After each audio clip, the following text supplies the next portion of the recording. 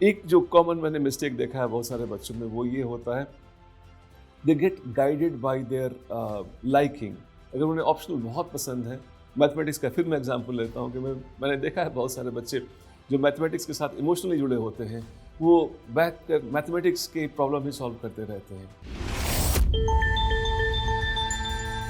Hello aspirants, आज एक ऐसे विषय पर हम बात करने वाले हैं जिसमें कई बार लोग मुझसे आकर ये पूछते हैं कि ऑप्शनल और जीएस इन दोनों का बैलेंस किस प्रकार से बनाया जाए। How to make a balance between GS and optional. Balance बहुत ज़रूरी है, आपको तो पता है कि balance is important in life also. Balance is important in walking, standing, every time you need balance. And वो बैलेंस मेरे ख्याल में यूपीएससी की तैयारी में भी बहुत ज़रूरी है। और ये बैलेंस आज जो मैं जिस स्टेज पर बात करने वाला हूँ, उसमें मैं ऑप्शनल और जीएस के बीच में जो बैलेंस है उनके बारे में बात करूँगा। हालांकि बैलेंस आपको इंट्रा जीएस भी चाहिए, अक्रॉस 4 पेपर्स, आपको balance across 2 papers of optional भी चाहिए। बट आज एक बड़े स्तर पर अगर हम बात करना चाहें कि ऑप्शनल और जीएस के बीच में किस प्रकार से बैलेंस करें, और बैलेंस का अगर मैं बताऊं आपको मतलब, तो कभी ऐसा मत समझो कि बैलेंस का मतलब होता है इक्वल नहीं होता है। बैलेंस का मतलब कि अगर मैं बोलूं कि इक्वल टाइम इसको भी दे, इसको भी इक्वल टाइम दे तो बैलेंस होगा, नहीं। बैलेंस यहाँ पर मैं चाहता हूं कि दो ढंग से आप इसको देखकर समझें कि एक तो उसमें ये देखें कि उनके मार्क्स का एलोकेशन क्या है, और दूसरा अपनी ज़रूरत को ध्यान में रख करके। अब ज़रा इसको और विस्तार से समझते हैं। आपको सबको पता है कि जनरल स्टडीज़ की जब आप तैयारी कर रहे होते हैं तो जनरल स्टडीज़ की ज़रूरत कहाँ होती है? नॉर्मली लोग हम सोचते हैं कि मेंस में ज़रूरत होगी एंड मेंस में 1000 मार्क्स है, तो वहाँ पर हमें उसके अनुसार उसको टाइम देना पड़ेगा, और 500 मार्क्स आपके ऑप्शनल के हैं, उनको उसके हिसाब से टाइम देना पड़ेगा। बट अगर इसको ध्यान से समझें तो general studies is just not confined to the 1000 marks of mains. उसमें और भी जगहों पर, जैसे आप प्रिलिमिनरी स्टेज की बात करें, पीटी की बात करें, तो वहां पर भी आप देखेंगे कि वहां पर भी जनरल स्टडीज की आपको जरूरत है। CSAT GS paper 2, of course GS paper 1, जहां पे बहुत सारे एरियाज हैं जीएस के। इसके अलावा आप देखें तो 4 पेपर हैं आपके जनरल स्टडीज के मेंस में, पेपर 1, और उसमें बहुत ही डाइवर्स एरियाज आ जाते हैं। पेपर 1 में जैसे फर्ज कर लें आपको हिस्ट्री, कल्चर, ज्योग्राफी और सोशल इश्यूज के मुद्दे आ जाते हैं। पेपर 2 में बहुत सारे मुद्दे आ जाते हैं, 3 और 4 में। और यही बात नहीं रुकती है। इसके बाद आप देखें कि जो आप ऐसे में सामग्री लिख रहे होते हैं, वो भी बहुत हद तक आपके जीएस से प्रेरित होती है। The material that you use their is also picked up from general studies. Like आपके इससे किस प्रकार के होते हैं? सोशल एसेज होते हैं, एथिकल एसेज होते हैं, ज्योग्राफिकल इश्यूज होते हैं, इंटरनेशनल इश्यूज होते हैं, इन्वायरमेंटल एसेज होते हैं। ये सारे के सारे आपके जीएस से ही निकले हुए होते हैं। बात यही खत्म नहीं होती है। इसके बाद आप इंटरव्यू में जाते हैं तो वहां पर भी जो अधिकांश प्रश्न के जवाब आप दे रहे होते हैं, वो अधिकांश क्वेश्चन जीएस से ही आते हैं। तो अगर इनके मार्क्स को जोड़ा जाए तो सिर्फ 500 और 1000 को कंपेयर नहीं करना चाहिए। मैं पीटी के मार्क्स का कंपेयर नहीं करना चाहता हूं, लेकिन क्योंकि वो क्वालिफाइंग है। लेकिन अगर आप देखें तो एसए के मार्क्स और इंटरव्यू के मार्क्स और जीएस के मार्क्स जुड़ करके काफी ज्यादा बड़ा भाग हो जाता है। तो जब अगर आप संतुलन की बात करते हैं तो मेरे ख्याल में यहाँ पर इक्वलिटी की बात नहीं करेंगे। यहाँ पर आप उनके शेयर बनती है पूरे गेम ऑफ एग्जामिनेशन में, उसके शेयर के अनुसार उसको अलोकेट करें टाइम। अब ये एक बात होगी, और दूसरी बात जो मैं आपको बताना चाह रहा था वो ये कि आपको अपनी ज़रूरत कितनी है।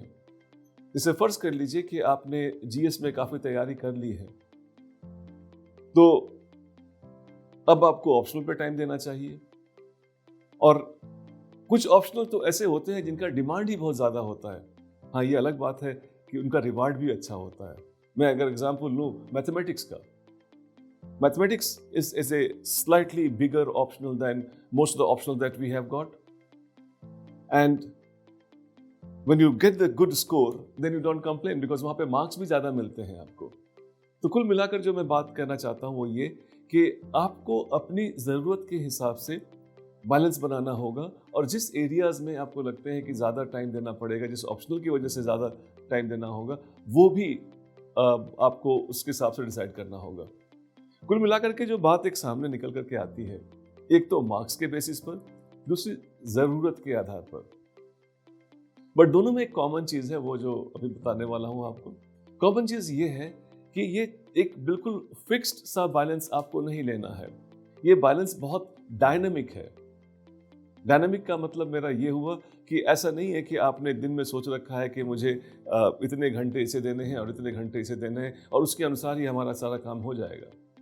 नहीं, आप इसको अपनी तैयारी के अनुसार इसमें एडजस्टमेंट किया करें। Do not think that I will allocate 30% time to optional or 70% time to general studies and that stays like that for all the times. It's not like that.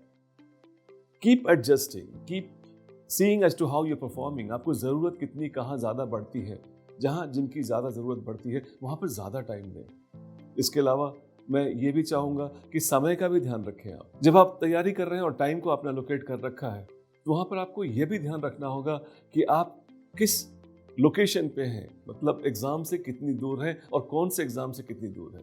अगर आपने पहले से तैयारी शुरू कर रखी है, तैयारी के शुरू के चरण में है, तो मैं एक्सपेक्ट करूँगा कि आप जनरल स्टडीज़ पर ज़्यादा ध्यान दें। ये ज़्यादा विस्तृत है, ज़्यादा अमॉर्फस है, ज़्यादा खुला हुआ है, एक्लेक्टिक है, तो it is important that it takes more time, so you give more time to it. और एग्ज़ाम से एक साल पहले स्पेशली आपने ऐसा ऑप्शनल ले रखा है जिसकी आपको ग्रेजुएशन में कोई एक्सपोजर नहीं मिला है, तो मैं चाहूँगा कि वैसे ऑप्शनल को आप एक साल पहले थोड़ा ज़्यादा टाइम दें। और मेरे ख्याल में जब उसको ज़्यादा टाइम देंगे तो आप अगले वर्ष, जैसे फ़र्ज़ कर लीजिए कि नेक्स्ट ईयर आपने एग्ज़ाम देना है, तो इस साल के एंड तक, दिसंबर तक अगर आपने ऑप्शनल का एक एक्सपोजर कर लिया है, that is a very good. और इसके लिए अगर बैलेंस में ऑप्शनल पे थोड़ा ज़्यादा समय देने की ज़रूरत पड़ी तो दे दें। और जब आप पीटी के बहुत करीब हैं, जाहिर सी बात है कुछ हफ्ते रह गए हैं, फर्ज कर लो 12-14 हफ्ते रह गए हैं, I think at that stage I would not expect that you are spending too much of time in your optional. At that stage, I would expect that you focus more and more on your general studies. And I think it is very obvious. So, ये dynamic होगा। Dynamic यूँ भी हो सकता है कि जब आप टेस्ट दे रहे हैं और टेस्ट देने के दौरान आपको लगता है कि नहीं, मेरे को जीएस में मुझे ज़्यादा टाइम देना चाहिए या मुझे ऑप्शनल में ज़्यादा मार्क्स देने चाहिए, तो वहाँ पर भी आप एक बार टेस्ट के सहारे भी अपने आप को एडजस्ट कर सकते हैं। और एक जो कॉमन मैंने मिस्टेक देखा है बहुत सारे बच्चों में, वो ये होता है, they get guided by there liking. अगर उन्हें ऑप्शनल बहुत पसंद है, मैथमेटिक्स का फिर मैं एग्जांपल लेता हूँ कि मैंने देखा है बहुत सारे बच्चे जो मैथमेटिक्स के साथ इमोशनली जुड़े होते हैं, वो बैठ कर मैथमेटिक्स के प्रॉब्लम ही सॉल्व करते रहते हैं। No, you have to be judicious, you have to think of the balance, और जितनी ज़रूरत है उसके हिसाब से आप टाइम दें। Do not gate guided by your liking और डिसलाइकिंग कि मुझे ये पसंद नहीं है तो उसको छोड़ दें।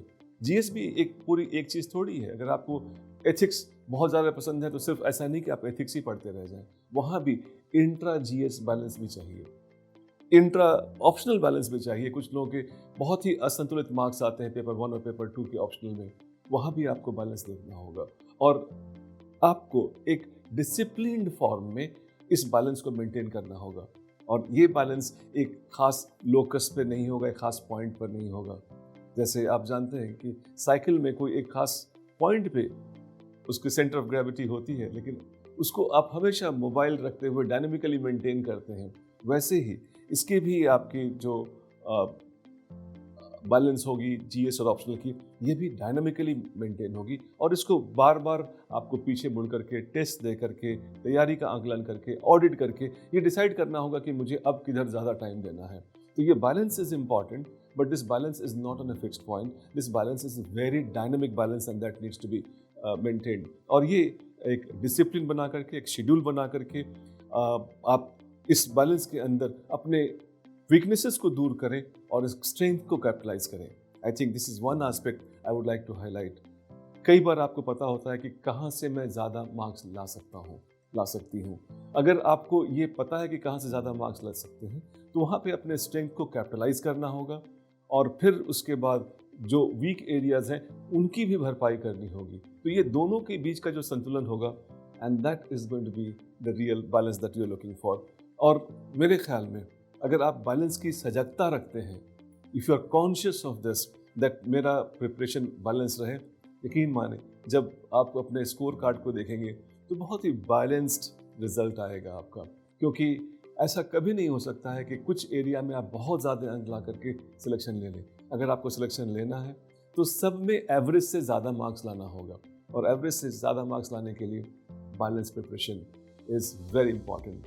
So wishing you that you have a balance preparation and a balance marksheet and A fantastic result. And यही नहीं, अगर आपको बैलेंस में या कहीं भी कोई अगर ऐसी दिक्कत आती है, क्योंकि मैं मानता हूँ कि जो मैंने एडवाइस दिया है अभी ये बहुत ही एवरेज एंड कॉमन एडवाइसेस हैं, बट अगर आपको स्पेसिफिकली इंडिविजुअली कहीं कोई दिक्कत आती है, KC is around, our whole team is around, I'll be very happy to help you individually। कहीं भी दिक्कत आती है, you can always get back to us and have your doubts sorted. My best wishes.